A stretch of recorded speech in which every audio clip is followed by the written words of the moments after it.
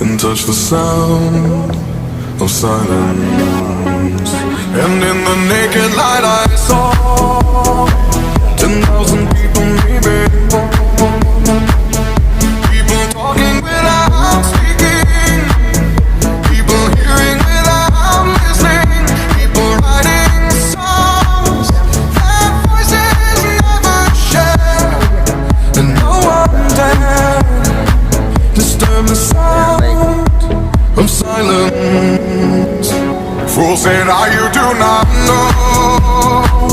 Silence like a cancer grows. Hear my words and I might teach you. Lay my arms and I might reach you. But my words, like silent raindrops, fell and echoed in the wells of silence.